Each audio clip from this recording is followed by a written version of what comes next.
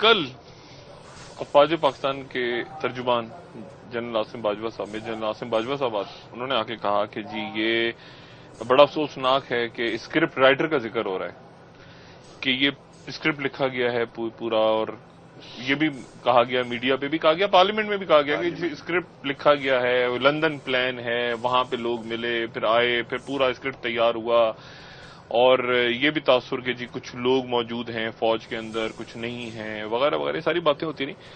Script کہاں لکھا گیا ڈاکٹر صاحب؟ پہلی بات تو یہ ہے کہ آئی ایس پی آر کی طرف سے اس کو رد کر دیا۔ میں ان کا جو رد کرنا ہے میں بھی اس کی تائید کرتا ہوں۔ یہ سب جھوٹا الزام ہے، نہ کوئی اسکرپٹ ہے، نہ کوئی اسکرپٹ رائٹر ہے۔ جو یہ عادت ہے اس ملک کے پولیٹیکل کلچر میں محض جھوٹ بولنا، اور بڑا آسان ہے کسی بات کو بدنام کرنے کے لیے کہ اس کو ملٹری اسٹیبلشمنٹ کی طرف منسوب کر دو۔ کوئی کہتا ہے باہر کی اسٹیبلشمنٹ ہے، یہ ہمارا کلچر ہے جھوٹ بولنا۔ کوئی اسکرپٹ نہیں۔ لندن پلان کون ملا، کیا ملا، میں کیٹیگوریکلی آپ کے پروگرام میں کہہ رہا ہوں کہ یہ جو دو دھرنے ہو رہے ہیں نا، ان دو دھرنوں کے سربراہ ہیں، سوائے ان دو انڈیویجولز کے اور کوئی شخص نہیں ملا، اور کسی نے نہیں ملایا، کوئی باہر کا تیسرا شخص نہیں یعنی تھا۔ دو دھرنے یعنی آپ اور عمران خان بس؟ میں یہ لفظ نہیں بولوں گا، یو کین انڈرسٹینڈ۔ سمجھ گیا میں، ٹھیک ہے۔ ان دو دھرنوں آزادی مارچ کے اور انقلاب مارچ کے جو ہیڈز ہیں، کوئی ایجنسیوں کے لوگ کوئی نہیں تھا۔ میں کیٹیگوریکلی کہہ رہا ہوں، کیٹیگوریکلی کہہ رہا ہوں، نہ کسی نے ملوایا، نہ کوئی شخص وہاں موجود تھا۔ اچھا، اگر کسی کی جرت ہے، کسی کی جرت ہے تو اس کو ثابت کر دے آ کر۔ ایسے جھوٹ بولنا، محض الزام تراشی کرنا۔ ان کے ساتھ ان کی پارٹی کے ایک لیڈر تھے، ایک نمایاں لیڈر جہانگیر ترین صاحب، میرے ساتھ میری پارٹی کے دو لیڈرز تھے۔ کوئی شخص کسی ایجنسی کا، کسی اسٹیبلشمنٹ کا، کوئی تیسرے طبقے کا کوئی شخص نہ ملوانے والا تھا، نہ کوئی موجود تھا۔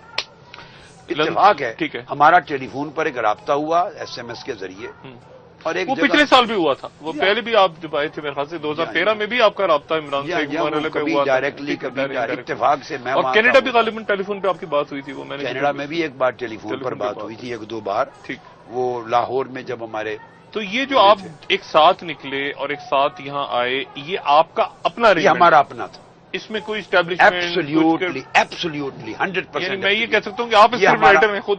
ہم خود رائٹر ہیں، اسکرپٹ کے رائٹر۔ اور وہ کو رائٹر ہیں؟ ہم دونوں کو رائٹر ہیں، جس میں کسی اور مختلف ڈیٹ ڈسکس ہوئی، مختلف آپشن ڈسکس ہوئی، ڈسکس کر کے یہ آپشن ہم نے ڈسکس کی، اس کو بہتر ہم بھی کرتے رہے ڈسکس کے پہلے نکلنا ہے بعد میں نکلنا ہے، یہ تو ہمارے میرے پروگرام میں بھی آپ نے ڈسکس کیا۔ صرف یہ کہ انہوں نے، ان کی اپنی پارٹی ڈیسیژن ہے، انہوں نے اس کو بہاولپور کے جلسے میں اناؤنس کر دیا، اور ہم نے اپنا پارٹی ڈیسیژن تھا کہ ہم نے اس کو اینڈ تک اناؤنس نہیں کرنا تھا۔ یہ میرے پروگرام میں سمپل سی بات۔ لیکن ڈاکٹر صاحب، یعنی یہ کتنا برا کلچر ہے کہ جب آپ کے پاس کوئی شہادت اور گواہی نہ ہو تو آپ صرف ایک جھوٹا الزام لگا دیں اور گالیاں دے کے چڑھ دوڑیں، لوگوں کے ذہن خراب کریں۔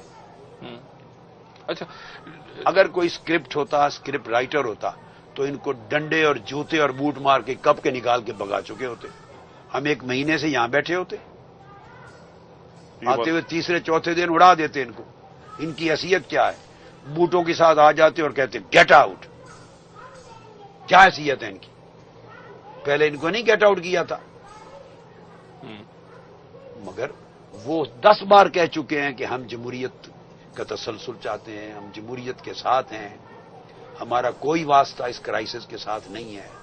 اور اس سے بڑا ثبوت اور کیا ہو سکتا ہے فوج کی غیر جانبداریت کا، کہ نواز شریف صاحب نے خود انہیں ریکویسٹ کی کہ آپ ثالث اور ضامن بنیں، بعد میں ثالث اور ضامن کے لفظ سے مکر گئے، ہمیں اس بحث لفظی بحث سے غرض نہیں، فیسیلیٹیٹر کہہ دیا کہ سہولت کار بنے۔ ٹھیک ہے، سہولت کار کا بھی وہی ثالثی کا ہی رول ہوتا ہے، آربیٹریٹر، فیسیلیٹیٹر، جو بھی آربیٹریٹر کہہ دیں، فیسیلیٹیٹر کہہ دیں، میڈیٹر کہہ دیں۔ ایک وقفہ میں یہاں چاہوں گا میں لوں، اور میں وقفے کے بعد آپ سے پھر یہ پوچھوں کہ اگر میاں نواز شریف صاحب نے آرمی چیف سے کہا تھا، جو کہ آئی ایس پی آر نے بھی بعد میں کہا کہ ان کی طرف سے کہا گیا تھا، لیکن وزیر اعظم نے فلور آف دا ہاؤس کہا کہ ہم نے تو نہیں کہا، اچھا اس کے بعد آپ کی ملاقات ہوئی آرمی چیف سے، اب وہ آربیٹریٹر بھی نہیں ہے، وہ فیسیلیٹیٹر بھی نہیں ہے، وہ پیچھے ہٹ گئے، فوج پیچھے ہٹ گئی کہ بھائی ہمارا کوئی تعلق ہی نہیں، سیاسی مسئلے کو سیاسی طور پہ حل کرو، سیاسی طور پہ حل نہیں ہو رہا، تو ابھی اس کا ہوگا کیا؟ لوگ یہ پوچھ رہے ہیں کہ کیا اس کی مطلب آج تو ہم ایک ماہ بعد یہاں اکٹھے ہو رہے ہیں کہ اگلے سال بھی اکٹھے ہوں گے یا کوئی دہائی بھی اکٹھے ہوں گے، کب تک یہاں پہ ہوگا